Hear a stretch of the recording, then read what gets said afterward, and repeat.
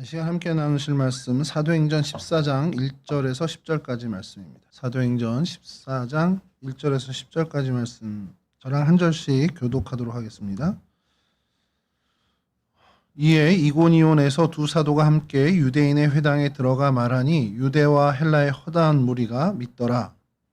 그러나 순종하지 아니하는 유대인들이 이방인들의 마음을 선동하여 그들에게 악함을 품게 하거늘 두 사도가 오래 있어 주를 힘입어 담대히 말하니 주께서 그들의 손으로 표적과 기사를 행하게 하여 주사 자기 은혜의 말씀을 증언하시니 그 시대에 우리가 나뉘어 유대인을 따르는 자도 있고 두 사도를 따르는 자도 있는지라. 이방인과 유대인과 그 관리들이 두 사도를 모욕하며 돌로 치려고 달려드니 그들이 알고 도망하여 루가오니아의 두 성 루스드라와 더베와 그 근방으로 가서 거기서 복음을 전하니라. 루스드라에 발을 쓰지 못하는 한 사람이 앉아 있는데 나면서 걷지 못하게 되어 걸어본 적이 없는 자라. 바울이 말하는 것을 듣거늘 바울이 주목하여 구원받을 만한 믿음이 그에게 있는 것을 보고 큰 소리로 이르되 내 발로 가로 일어서라 하니 그 사람이 일어나 앉는지라. 아멘. 예, 오늘 저희가 살펴볼 성경의 장소, 성경의 지명은 루스드라라는 곳입니다. 루스드라가 성경에 그렇게 많이 등장하진 않아요. 그래서 사도행전과 일부 서신서에 잠깐 한두 번 등장하는 것 외에는 그렇게 등장하지 않습니다. 그래서 저희들에게 그렇게 익숙하진 않은데 그래도 신앙생활 하다 보면 한두 번은 좀 들었던 그런 지명입니다. 뜻은 양의 물이라는 뜻을 갖고 있습니다. 그래서 헬라어로 리스트라라는 그 이름을 갖고 있고요. 오늘날에도 그 터키, 그러니까 튀르키예에 리스트라라는 동네 지명이 있습니다. 그리고 그곳이 오늘 그 성경의 루스드라로 거의 정설로 이렇게 이야기하고 있습니다. 지도를 먼저 좀 보여드리겠습니다. 첫 번째 지도를 좀 보여주시면 이제 뭐 너무 익숙한 지도라서 이제는 이 아래쪽에 이스라엘 팔레스틴 지역이 있고요. 레바논과 시리아 위로에서 이제 튀르키예 땅에 이렇게 점을 지금 빨간 점을 찍어놨는데요. 방광 전사님한테 배웠나 본데요. 예. 여기 이제 튀르키예 남쪽입니다. 남쪽 봤는데 조금 좀 멀리 잡아주시죠. 약간만. 이 다음 사진이 좀 확대된 사진이니까. 키프로스 섬이 있고 그 위쪽에 터키 남부 지역에 여기 코니아라고 돼 있고 근데 콘야라고 이제 보통 이제 발음을 하고요. 거기에 이제 영어 표교로 리스트라라고 돼 있는데 이곳이 루스드라입니다. 근데 여기 하나를 더 점을 찍어 놓은 이유가 좀 이따 좀 말씀드리겠지만 루스드라가 이 리스트라였던 이라는 사실이 오늘날엔 정설이지만 한참 논쟁이 있었던 지역이에요. 그래서 그 다음 사진을 좀 보여주시면 이렇게 좀 확대된 겁니다. 이럴 줄 알았으면 굳이 확대된 지도를 할 필요가 없었던 건데 그래서 여기가 콘야라고 하는 곳이 오늘 본문에 등장한 앞부분에 등장하는 이고니온이란 그 지역, 이고니온이라는 곳이 오늘날의 콘야고요. 그 다음에 거기서 이제 핍박을 받고 사람들의 박해를 받아서 더베와 이 루스드라로 옮기게 됐다는 게 오늘 본문에 나오죠. 여기가 리스트라, 지금 오늘 저희가 살핀 루스드라고요. 더베가 요 밑에입니다. 카라만이라고 돼 있는 이곳인데 사실 카라만 저 지역이 너무 광범위해서 카라만인데 그 옆에 조금 위쪽으로 케르티 후이우크라는 그 유적지가 있습니다. 이거 발음이 좀 어려워서 저도 적어놨는데 케르티 후이우크가 여기가 더베라고 이제 더베 유적지, 그러니까 더베는 되게 넓은 지역입니다. 넓은 지역인데 이곳에 케르트 후이우크라는 곳에서 유물이 많이 발견돼서 거기에 이제 유적지로 돼 있습니다. 그래서 뭐 여러분들이 검색이나 이런 거에서 더베가 신약의 더베가 오늘날 어디야라고 이제 검색을 하면 제일 많이 등장하는 게 케르티 후이우크라는 게 등장할 거고요. 그리고 거기에 이제 더불어서 여기가 카라만이라는 동네에 있는 땅이다. 그 유적지다라고 이제 검색하면 나오실 거예요. 그래서 그렇게 이렇게 요 지역과 루스드라와 더베 쪽으로 옮겨갔다라는 것. 그러니까 뭐 그렇게 멀지 않은 곳으로 옮겨간 겁니다. 옮겨갔고 요 두 점은 좀 이따 좀 다시 설명을 좀 해드리겠습니다. 그래서 다음 지도를 한 번 더 보여주시면 더 확대해서 저 위에가 이고니온, 코냐 그리고 이 밑으로 내려와서 리스트라가 있고요. 킬리스타라는 곳이 있습니다. 여기도 유적지로 굉장히 유명한 곳인데 이 한때 이곳을 오늘 저희가 다루는 이 루스드라로 생각하는 그런 학자들이 많이 있었어요. 근데 그럴 수밖에 없는 것을 이따 좀 사진을 보여주면서 말씀을 드리겠습니다. 이 동네는 이 리스트라가 있는 곳은 하룬사라이라는 동네입니다. 그런 이제 큰 광범위한 동네가 하룬사라이고 요 위쪽은 발음이 좀 어렵습니다. 괴큐르트라는 동네입니다. 그래서 우리말로 하면 하늘의 도시, 하늘 뭐 정원 뭐 이런 의미입니다. 괴큐르트라는 동네에 킬리스타라는 곳이 있고요. 그다음에 하룬사라이라는 곳에 우리가 아는 리스트라 이렇게 지명이 있습니다. 그래서 요 두 지역을 학자들이 굉장히 많이 이제 논쟁을 했던 거예요. 그러다가 결정적인 이제 고고학적인 성과가 나오면서 리스트라가 오늘날의 정설로 거의 하룬사라이 이 동네가 루스드라였다라는 것으로 이제 정설이 되고 있습니다. 그래서 이게 여러분 그 성경 사전이라든지 아니면 여러분들이 어디 이렇게 인터넷에서 검색을 하실 때 루스드라 근데 이게 오늘날 어디야라고 하면 반 정도의 자료는 킬리스타를 이야기하고요. 또 반 정도의 자료는 이 하룬사라이에 있는 리스트라를 이야기합니다. 그래서 되게 뭐가 맞는 거야? 이렇게 궁금하실 수 있잖아요. 이런 논쟁이 계속 돼 왔고 최근에 와서야 이 하룬사라이에 있는 이 리스트라가 성경에 있는 루스드라라는 것이 이제 정설로 거의 얼마 안 됐다고 해요. 그래서 그렇게 자리 잡게 됐습니다. 그래서 이것을 제가 한번 챗GPT에게 좀 물어봤더니 챗GPT가 그 아주 상세하게 설명해 드려요. 왜 이쪽이 더 유력한지에 대해서 쫙 장황하게 설명해 주는데 그거 좀 이따 좀 다시 설명을 좀 해드리겠습니다. 그래서 좀 더 한 번 더 확대를 하겠습니다. 그래서 저희가 오늘 좀 중점으로 볼 것이 이 경계선, 빨간 경계선이 있는 게 하룬사라이라는 도시입니다. 하룬사라이고 그 하룬사라이 제일 외곽 끝에 리스트라라고 이제 영어로 작게 써 있는데요. 여기가 유적지입니다. 그래서 발굴 현장의 사진들도 좀 보여드릴 텐데 그래서 이 하룬사라이 그리고 요 가운데 점은요. 저길 찍어야 이 경계선이 나옵니다. 구글 지도에서. 그래서 어쩔 수 없이 저 찍어서 이렇게 경계선 좀 표시한 거고요. 그다음에 아까 말씀드린 여기가 이름도 좀 어려워서 괴큐르트라는 동네가 여기입니다. 네, 감사합니다. 근데 여기에 바울 기념교회라고 있습니다. 예, 터키의 바울 기념교회가 유명한 게 두 개가 있는데 도심에 있는 바울교회 제대로 된 예배당이고요. 여기 이따 사진을 좀 보여드리지만 바울교회가 어느 건지 찾지 못했습니다. 결국엔 찾지 못했는데 어떤 형태인지는 저희가 내부 사진은 찾았습니다. 내부 사진 찾았는데 어디인지 그 입구를 찾기는 좀 어려워서 이따 사진을 좀 보여드리고 둘 중에 하나일 거라는 걸 좀 말씀을 드리겠습니다. 이렇게 이 루스드라가 이렇게 이제 고고학적으로 굉장히 이제 논쟁이 많았던 것이 최근에 와서야 좀 정리가 어느 정도 됐습니다.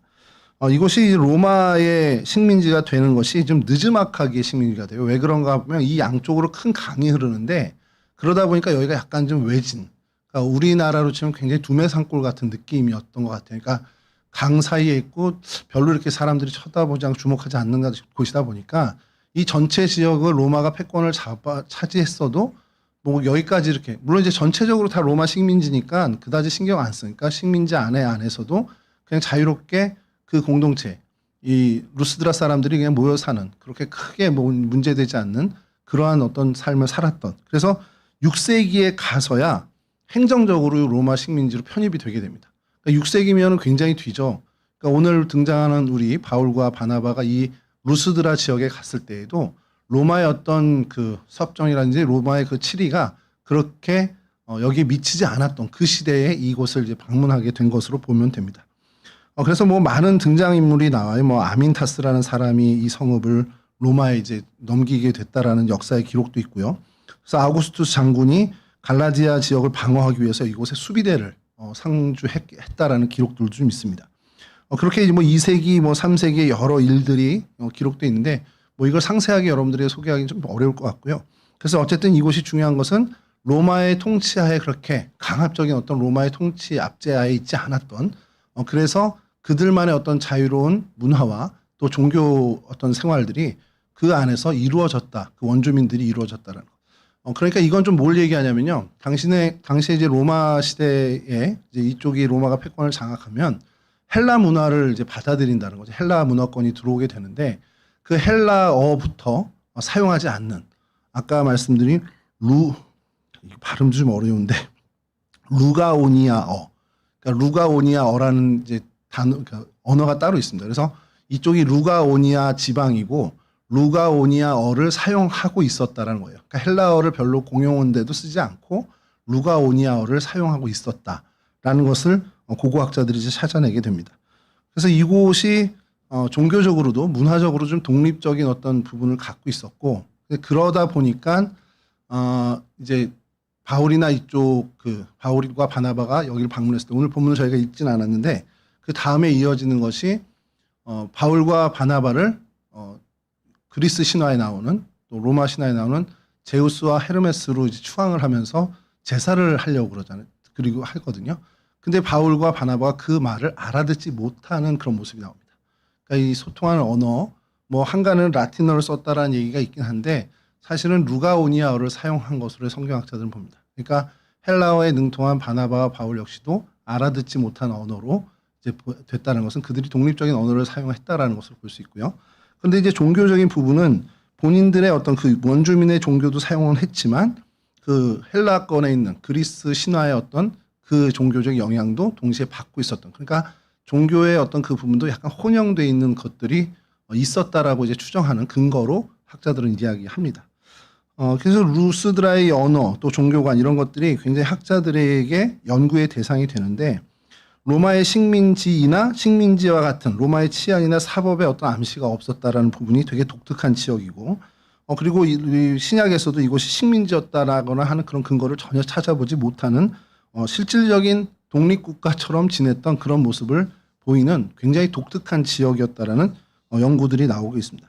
그래서 그 많은 고고학적 발견에서는 이 루스드라 성읍에 들어가는 입구에 신전이 있었는데 그들만의 어떤 신전이었는지 모르지만 그 이름 모를 신전이 있었고 또 제우스를 섬기는 제우스에게 제사하는 제우스 신전도 발견이 된다라는 겁니다. 그러니까 종교적으로도 약간 혼용돼 있는 그런 어떤 문화도 갖고 있었고 그러나 로마의 식민 치하에 있는 어떤 그런 전형적인 식민지의 모습은 보이지 않는 그런 시대를 보는 거죠. 그래서 성경에 등장하는 루스드라를 좀 보면요. 일단은 제일 유명한 게 오늘 본문의 사건입니다. 그 나오면서부터 걷지 못하게 된 이 지체 장애인을 어떻게 보면 일으키는 그 사건이 제일 유명한 사건이고요. 그리고 오늘 읽지 않았는데 그 뒤에 이어지는 그 내용을 좀 보여드리면 사도행전 14장 11절에서 12절입니다. 우리가 바울이 한 일을 보고 루가오니아 방언으로 소리질러 이르되 신들이 사람의 형상으로 우리 가운데 내려오셨다 하여 바나바는 제우스라 하고 바울은 그 중에 말하는 자이므로 헤르메스라 하더라. 그러니까 여기도 방금 말씀드린 것처럼 루가오니아 방언으로 소리를 질러서 외치는 겁니다. 그러니까 사도 바울도 바나바도 그 말을 잘 인지하지 못한 거예요. 그래서 나중에 알게 돼서 야, 이러지 말아라. 우리는 너희들과 같은 사람이다라고 이제 얘기하면서 이제 복음을 다시 전하게 되죠. 여기서 그래서 제우스다, 헤르메스다라고 하는 것은 명백하게 그리스 신화입니다. 만약에 이 사람들이 로마 신화의 어떤 영향을 받았다 그러면 제우스를 주피터라고 얘기했겠죠. 그리고 헤르메스를 머큐리라고 얘기했을 겁니다. 이제 같은 로마 신화에 있는 동일한 신으로 한다면. 근데 여러분 혹시 제가 이게 어릴 때 기억이 참 무서운 게요. 약간 제 자랑이지만 요 부분에 제가 성경 암송 막 하면서 시험을 본 적이 있어요. 그리고 틀렸습니다. 그래서 평생 기억하는 거죠. 개혁 한글로 시험을 본 세대예요. 저는 이제 개혁 개정 이전에 개혁 한글로 시험을 보던 세대인데 그때 바나바는 수스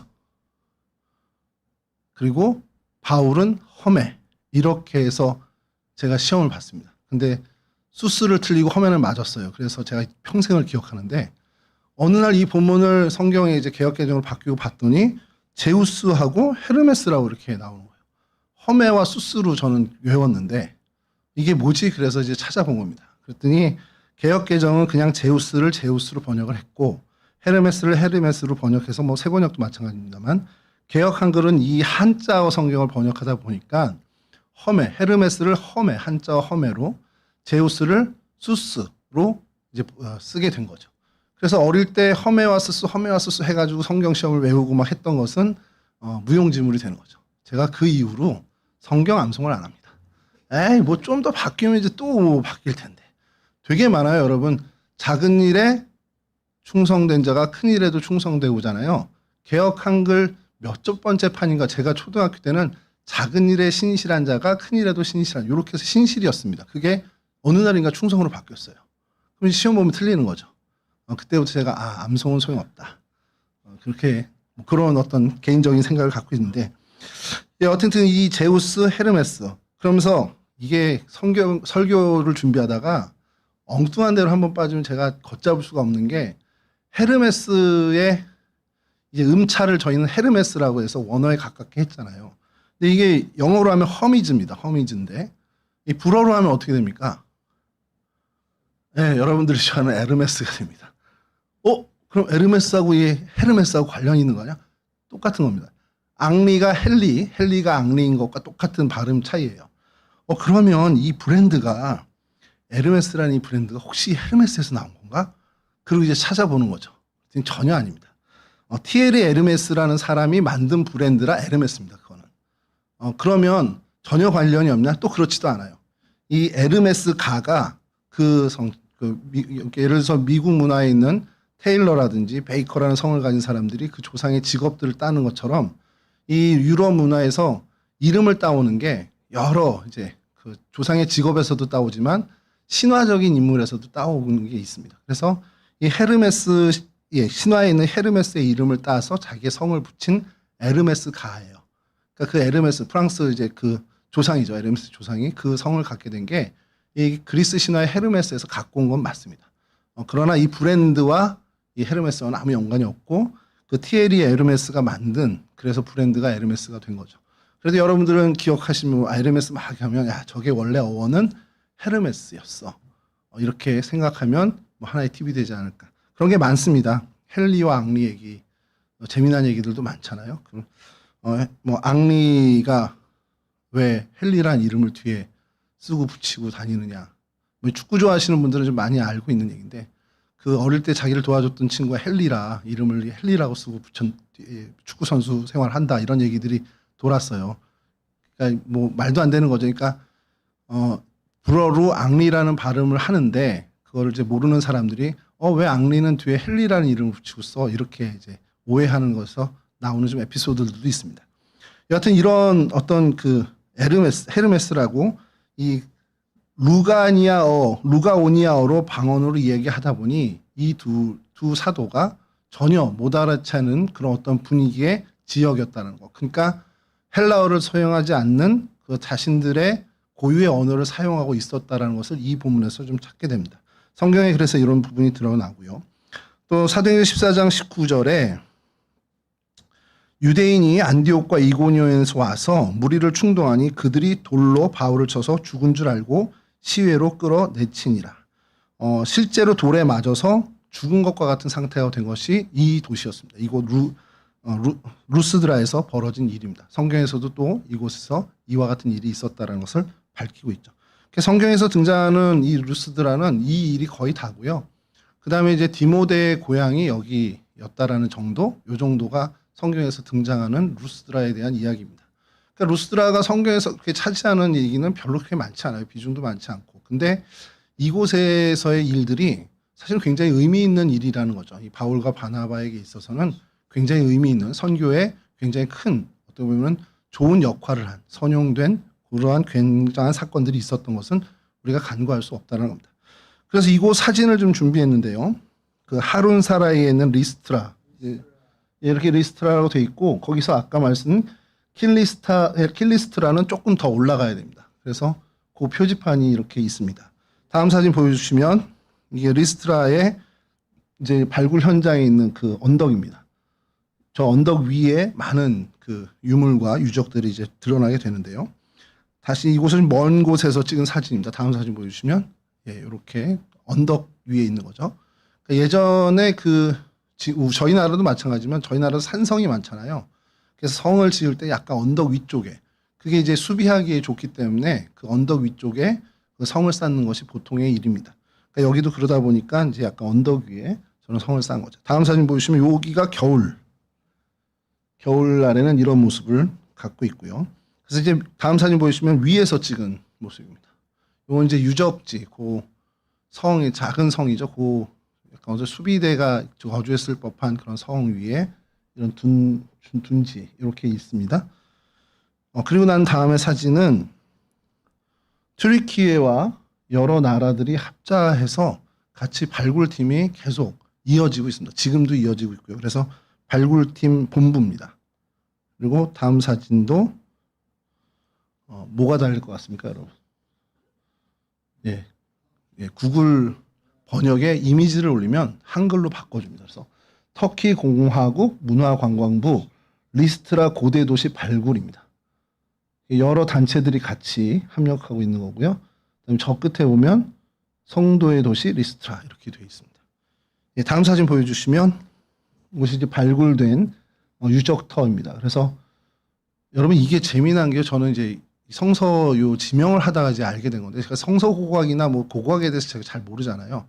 유적이 이렇게 발견되면 이렇게 뭐 하얀색으로 이제 칠을 하고 막 유적 현장하고 이렇게 뭐 유리를 위에 덮어서 보존하는 경우도 있는데 더 많은 경우는 이렇게 발견한 다음에 사진을 찍고 뭐 유물은 건져낸 다음에 요걸 또 흙으로 덮는데요. 보존하기 위해서.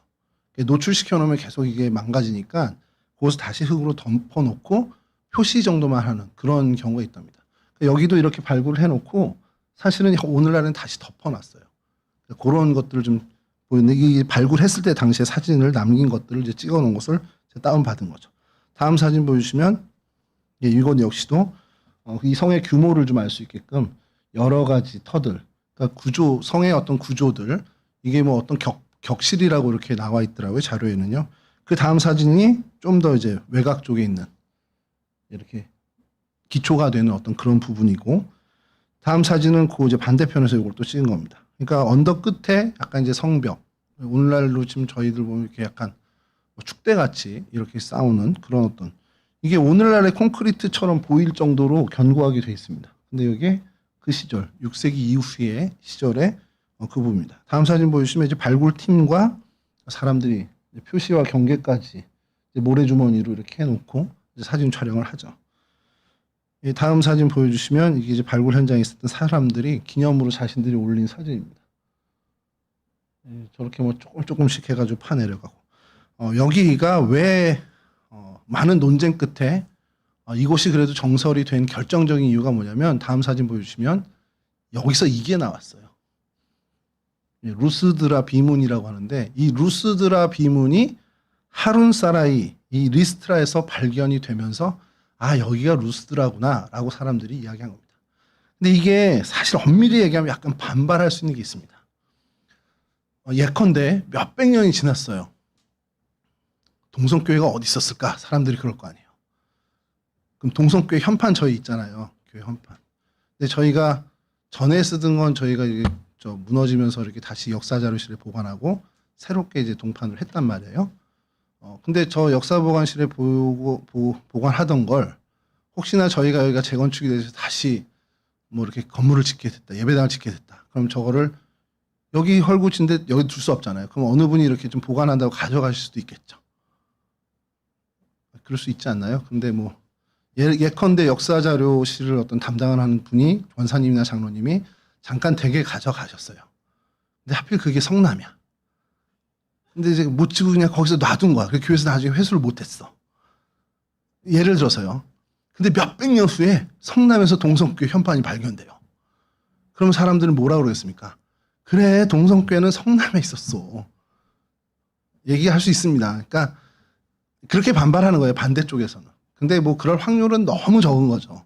거의 그 지역에 있었을 겁니다. 그래서 루스드라 비문이 이 하룬 사라이에서 발견이 돼요. 그래서 이곳 지명도 리스트라라고 명명을 하게 된 겁니다, 사실은.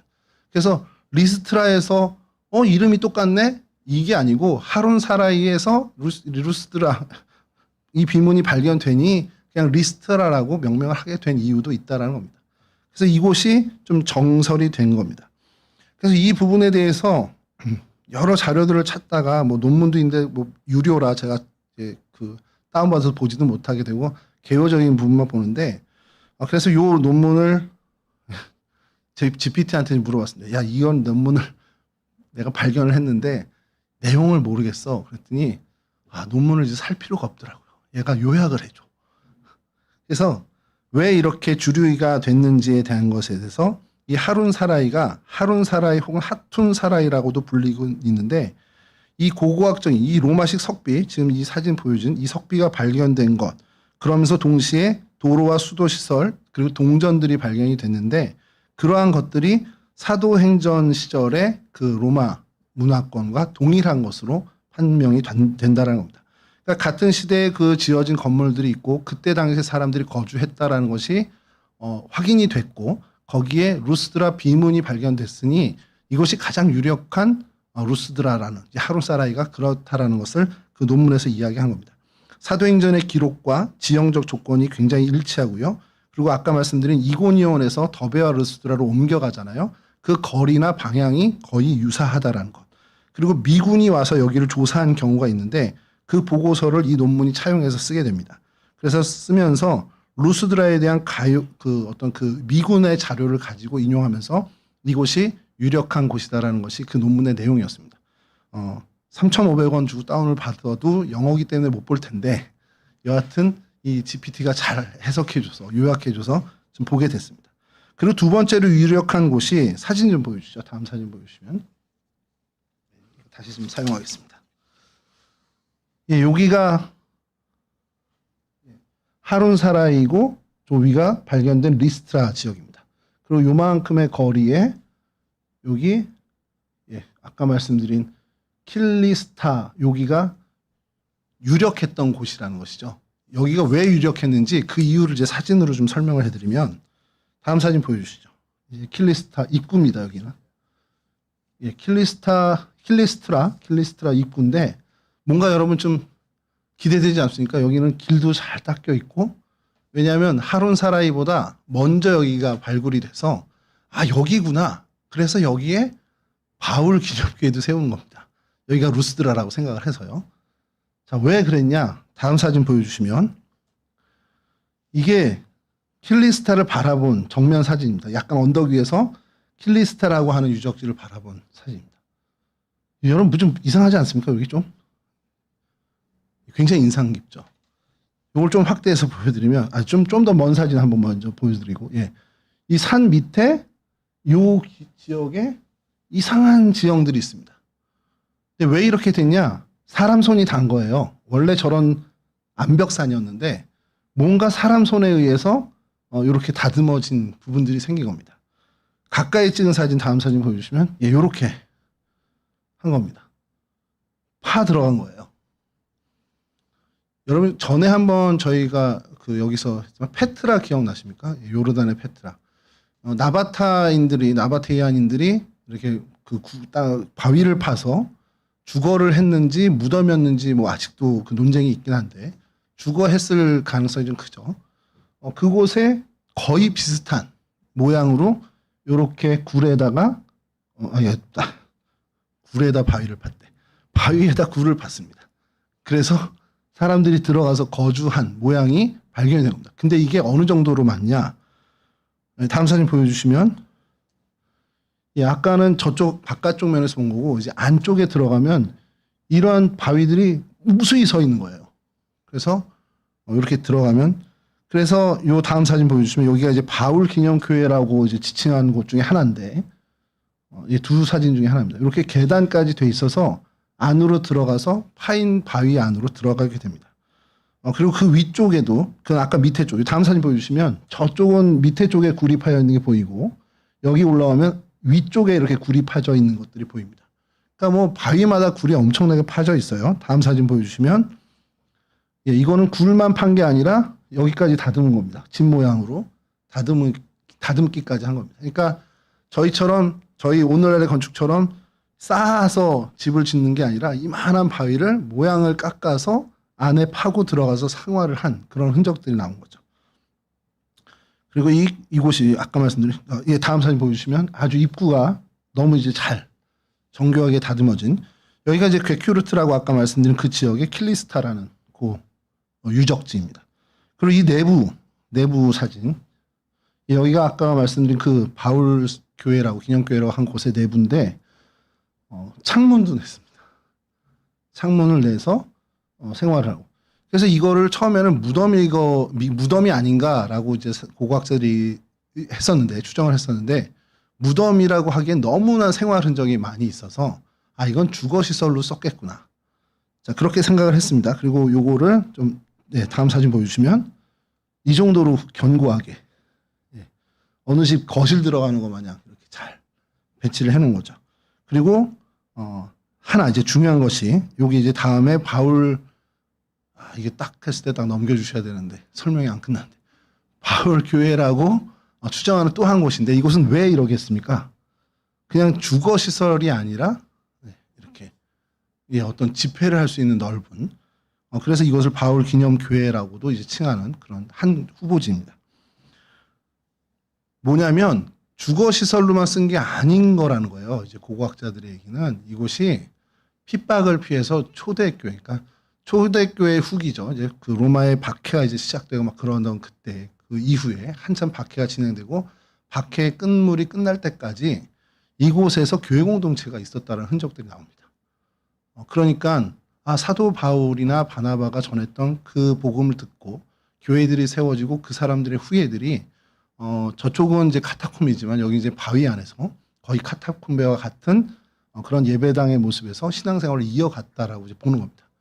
그래서 이곳을 루스드라라고 추정한 일들이 초대교회의 어떤 교회들의 흔적들이 많이 등장하다 보니 이곳이 루스드라 아닐까라고 하다가 결정적으로 아까 말씀드린 하론 사라이에서 그 비문이 발견되면서 이곳이 루스드라였구나라는 것을 하게 됐고, 그럼 여기에 의미 없냐? 그게 아니라 이 지역에 기독교 공동체가 세워지면서 그 기독교 공동체가 핍박을 피해서 이렇게 살아남기 위한 그런 교회 공동체를 계속 유지해 갔다라는 굉장히 역사적으로 의미 있는 그런 유적지가 되었다라는 겁니다. 킬리스트라와 그래서 하론 사라이에 있는 이 리스트라가 굉장히 중요한 초기 교회의 모습을 이제 발견할 수 있는 그런 유적이 되는 의미를 갖게 된다는 거죠. 여기까지 오늘 저희가 보는 루스드라의 장소적인 어떤 그 부분들이고요.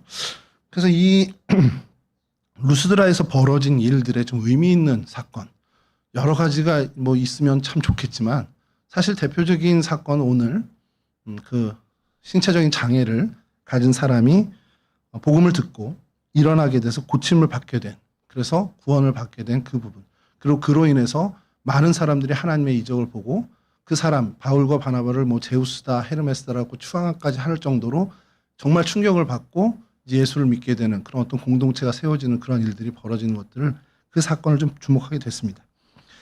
사진 보여주시면, 다음 사진 보여주시면 제 평생의 어떻게 버킷리스트 중에 하나인데 죽을 때까지 못할 건 저는 압니다. 이게 클라이밍이란 스포츠인데 건물 벽이나 또 암벽을 연상하는 그런 그 구조물에 이제 끝까지 올라가는 스포츠, 뭐 여러 방식이 있더라고요. 빨리 올라가는 게 있고 뭐 포인트마다 점수를 따가지고 올라가는 것들이 있는데, 이 클라이밍 할 때 굉장히 중요한 것 하나가, 그러니까 클라이밍 선수들, 이런 선수들에게 제일 중요한 게 하나가 뭐냐면 조 하나하나가 이제 홀드라고 하는 겁니다. 저기가 홀드라고 하는 건데, 이게 진짜 홀드인지, 그러니까 진짜 지탱하고 올라갈 수 있는 홀드인지 아니면 홀드처럼 위장한 장애물들이 있다는 거예요. 그러니까 홀드처럼 위장한 장애물인지 그걸 분간하는 게 이 클라이밍 스포츠의 성패를 가늠한다라는 겁니다. 근데 이게 실제 암벽에서도 그렇대요. 실제 암벽 등반에서도 저기가 손가락이 들어갈 만한데, 야, 저게 진짜 지탱할 만한 그런 홀드가 될지, 아니면 그냥 모양만 그래서 바스러지는, 그래서 어떻게 보면 올라가지 못하게 하는 약간 위장의 어떤 그런 모습이 되는지, 그걸 잘 구분하는 게 전문 암벽가가 되는 굉장히 중요한 역할이라는 거예요. 그러니까 그걸 구분할 줄 아는 게 굉장히 중요하다는 거죠. 근데 그런 이 클라이밍에만 이 원칙이 적용되냐? 그렇지가 않더라는 겁니다. 인생을 살아가는데 우리가 인생을 잘 살아갈 때, 그 정말 인생을 잘 살아갈 때 되게 중요한 것 중에 하나가 이게 디딤돌인지 걸림돌인지, 이게 나한테 약이 되는 건지 아니면 독이 되는 건지, 그걸 정말 잘 구분하는 게 그 인생의 성패를 좌지우지하더라는 거죠. 내게 찾아온 일이 이게 정말 기회인가? 아니면 유혹인가? 이게 내게 독이 될까? 내게 약이 되는 건가? 이걸 구분할 줄 알면 그 사람은 실패할 일이 없죠. 그 사람은 정말 안정되게 평안하게 그 인생을 갈 수 있게 됩니다. 그러니까 그 분별력이 굉장히 중요해요. 만약에 그 분별력이 없다. 그러면 이게 독인지도 모르고 먹고 이게 걸림돌인지도 모르고 그냥 밟는 겁니다. 함정인지 모르고 그냥 너무 좋다고 그냥 거기에 뛰어드는 겁니다. 그러니까 그 분별력을 갖는 것이 인생의 성패에 굉장히 중요하다라는 거죠. 구별할 수 있는 능력, 그 분별력을 갖추는 게 정말 우리 삶에 얼마나 필요한 모습인지, 얼마나 중요한지를 우리는 깨닫게 되죠. 근데 이게 클라이밍 스포츠나 인생에만 적용되느냐? 그렇지 않다라는 거예요. 복음의 문제에서도 적용이 되는데 복음을 증거하는 일에 정말 이것을 제대로 복음을 잘 전할 수 있는 그것을 위해서 이걸 붙잡아야 되는 일인지 아니면 이게 복음을 전하는 거에 장애물이 될지 그것을 구별하는 영적인 분별력이 우리 가운데 있어야 한다는 겁니다. 오늘 읽은 본문 바울과 바나바 앞에 놓여졌던 모습들이 있습니다. 이게 장애물일지 아니면 디딤돌이 될지 걸림돌이 될지 아니면 추진력을 주는 일이 될지 모르는 거예요. 근데 그런 상황에서 이 바울과 바나바가 어떻게 했는지 저희가 보는 겁니다. 비시디아 안디옥에서 복음을 전하다가 쫓겨났습니다. 그 바울과 바나바가 다시 또 유대인의 회당 이고니온에 와서 유대인의 회당에 들어가서 복음을 다시 전합니다. 그리고 거기에 결과가 수많은 사람들이 믿었다는 게 오늘 본문이에요. 두 사도는 어디를 가든지 유대인의 회당이 있으면 가장 먼저 그곳에서 복음을 전합니다. 그 회당을 복음의 디딤돌, 클라이밍의 홀드로 삼은 거죠. 그래서 정말 그 회당이 있으면 그곳을 정말 복음의 디딤돌로 삼아서 많은 사람들에게 복음을 전하는 게 잘했습니다. 그런데 이고니온에 가서 똑같이 했는데 많은 사람들이 믿기도 했는데 그로 인해서 핍박을 당하는 거예요. 유대인들의 어떤 긍휼과 사랑을 가지고 그들에게 먼저 복음을 전하기 위해서 정말 유대 민족 그들을 사랑했기 때문에 정말 그들을 품는 마음으로 그 유대인 회당에 먼저 가서 복음을 전했습니다. 이고니온 지역에서도 복음을 듣고 영접하는 사람이 생겼어요. 근데 반대로 그로 인해서 배척을 받는 일이 벌어지고 그로 인해서 핍박을 받는 일이 생겨버리게 된 겁니다. 그러니 이게 그럼 이게 걸림돌인가 생각하고 낙심하고 낙담할 수도 있겠죠. 근데 바울과 바나바는 그러지 않았습니다. 그것이 걸림돌이 아닌 것을 분명히 알았고 그것이 어떻게 보면 복음을 전하는 디딤돌이라는 것을 알기 때문에 거기서 더 큰 문제를 일으키지 않고 일단 그것을 피하게 됩니다. 굉장히 지혜로운 모습으로 그것을 빠져나오게 되죠. 그리고 그것을 빠져나와서 이렇게 복음과 기사를 계속해서 전하는 그 여정을 중단하지 않고 가게 됩니다. 얼만큼 걸림돌처럼 보이게 됐냐? 오늘 14장 5절인데요. 본문이지만 제가 한번 다시 읽어드리겠습니다. 이방인과 유대인과 그 관리들이 두 사도를 모욕하며 돌로 치려고 달려드니. 그러니까 어느 정도로 이 사람들 비방하고 뒤에서 뭐 이상한 댓글을 달고 뭐 악플을 달고 그게 아니라 진짜 살해 의도를 갖고 죽이려고 덤빈 겁니다. 그러니까 그 정도로 반대를 받았다면 이건 정말 뭐 복음의 사역에 굉장히 걸림돌이라고 생각을 해야 되는데 사도 바울과 바나바는 그것을 하나님의 섭리로 믿고 이 역시도 하나님이 우리에게 주시는 어떻게 보면 기회가 된다라는 것을 믿는 거죠. 그래서 그곳을 떠나서 다시 유대인의 회당들이 있는 그래서 유대 사람들이 거는 공동체가 있는 곳으로 또 옮기게 되는 거죠. 그것이 루스드라와 더베라는 겁니다. 14장 6절에서 7절입니다. 그들이 알고 도망하여 루가오니아의 두 성 루스드라와 더베와 그 근방으로 가서 뭘 했냐? 거기서 복음을 전하니라. 이게 걸림돌이야. 이고니온에서 받은 핍박이 이거는 더 이상 이제 우리가 할 수 없는 일이야. 그럼 낙심하고 주저앉아야 되는데 그것을 그렇게 받아들이지 않고 이건 하나님이 우리를 옮기시는 하나님의 계획이야 라고 생각해서 그냥 그 말씀 어떻게 보면 그 하나님의 섭리에 순종해서 다른 성으로 옮겨서 그곳에서도 한결같이 복음을 전하게 됩니다. 그러니까 바울과 바나바가 그 이고니온에 있는 모습들이 어떤 죽음이나 박해가 피해서 두려워서 피한 게 아니라 복음을 전하기 위해서 이곳에서 이제 복음의 길이 막혔네.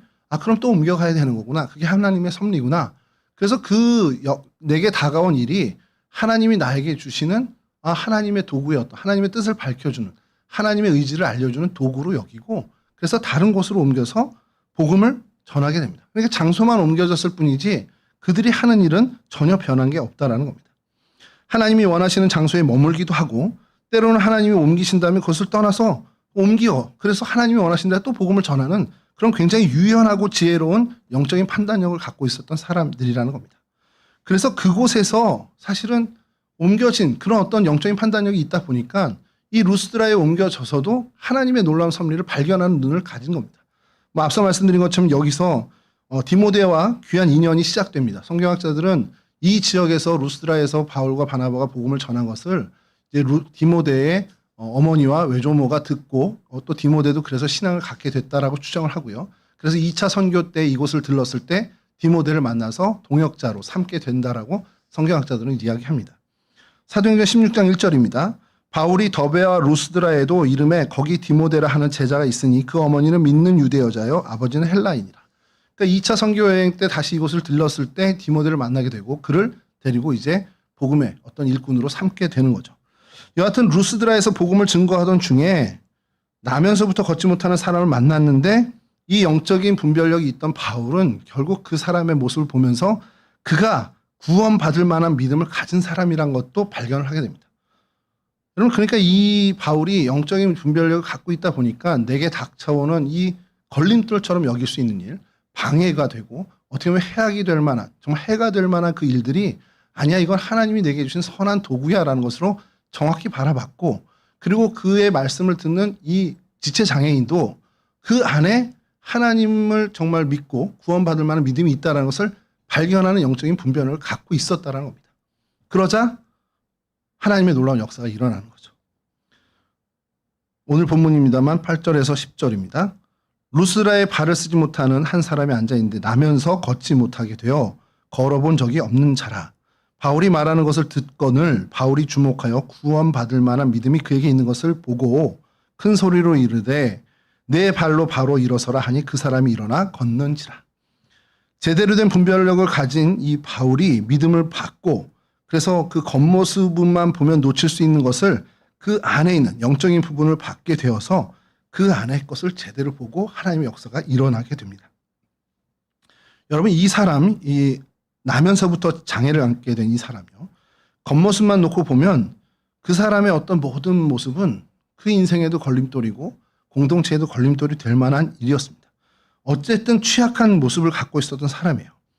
그 개인에게도 마찬가지였을 겁니다. 그가 살아가면서 자신의 장애는 인생에 하등 도움이 안 되는 결정적인 걸림돌이었을 겁니다. 말 그대로 장애였을 거예요. 근데 여러분 보세요. 그 장애가 그를 어떻게 만들었습니까?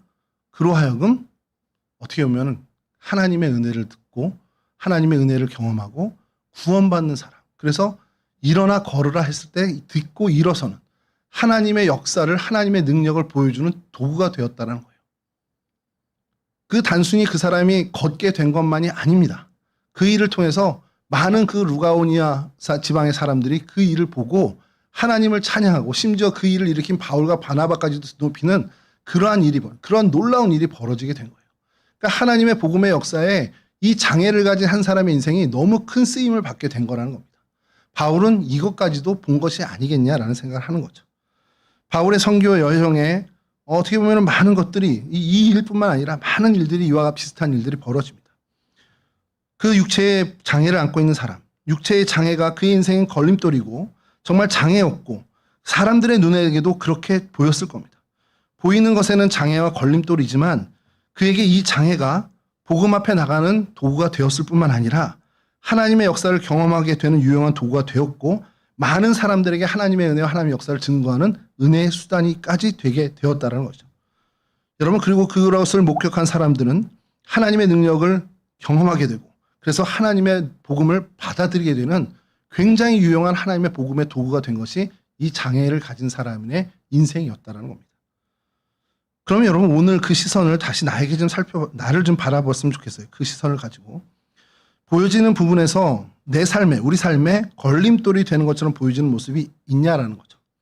다른 사람들에게 말할 수 없는 내 마음의 아픔, 그 걸림돌이 내게 있는지, 내 인생의 길목마다 내 발목을 잡았던 그런 열악한 조건이 나한테 있었는지, 누가 봐도 내 인생은 정말 실패한 것처럼 혹은 열악한 것처럼 보여지는 그러한 상황과 여건이 내게 있는지, 사람들이 부러워하기는커녕 나를 측은하게 볼 만한 내 인생의 상황과 형편에 내가 놓여 있는지, 남들은 다 저만치 뛰어가고 있는데 나만 여전히 제자리에, 정말 그 제자리에서 제자리 걸음만 하고 있는 것은 아닌지, 그래서 불안감에 내가 휩싸여 있는 것은 아닌지 나를 한번 살펴봤으면 좋겠습니다. 그리고 그 모습이 나에게 걸림돌, 나에게 장애로 느끼고 내가 그렇게 낙심하고 있는 것은 아닌지. 근데 우리가 기억해야 되죠. 이 모든 우리의 연약한 모습, 우리의 장애로까지 여겨지는 이 일들이 우리로 하여금 하나님을 바라보게 하는 기도 제목이 되고요. 그렇게 하나님을 바라보면서 하나님과 가까워지게 되는 그런 하나님의 선한 도구가 되어 오고 있다는 겁니다. 나는 미처 깨닫지 못하는데 내가 그 일 때문에, 내가 그 열악한 나의 환경 때문에 내가 기도하는 사람이 되었더라는 겁니다. 내가 나의 형편 때문에 사람들이 측은히 여기고 심하게 얘기하면 장애로까지 보는 나의 형편과 나의 여건이 내가 하나님을 만나는 도구로 하나님이 그걸 쓰시더라는 거죠. 내가 건강에 연약해. 내가 내 나이에 비해서 참 많은 건강을 잃은 사람이에요. 그러니 그걸 놓고 하나님께 기도하면 그 약한 건강 때문에 하나님을 만나게 되는 하나님이 선용하시는 놀라운 도구가 되더라는 것을 우리가 깨달아야 한다는 겁니다. 우리의 약함이 우리로 하나님을 바라보게 하고 하나님의 능력이 임하는 기적의 장이 된다는 이 사실을 우리가 놓치지 않아야 된다는 겁니다. 우리에게 이와 같은 열악함을 허락하신 하나님, 그로 인해서 하나님을 바라보고 그로 인해서 하나님과 더 가까워지고 그렇다면 우리는 그 일을 하나님께 감사할 수 있는 분별력을 갖게 된다는 겁니다. 이 분별력을 갖는 저와 여러분들이 되었으면 좋겠습니다. 그 분별력을 지닌 사람으로 그렇게 거룩한 하나님 나라의 백성으로 살아가는 저와 여러분이 되었으면 좋겠어요. 내게 열악한 모든 일들, 내가 약한 가운데 거하는 그 모든 것들이 하나님을 바라보는 결국 디딤돌이 되더라는 실제로 그렇게 되는 놀라운 은혜를 누리는 저와 여러분이 되었으면 좋겠습니다. 이와 같은 거룩한 은혜의 주인공들이 다 되시는 저와 여러분 되기를 주님의 이름으로 간절히 축원합니다.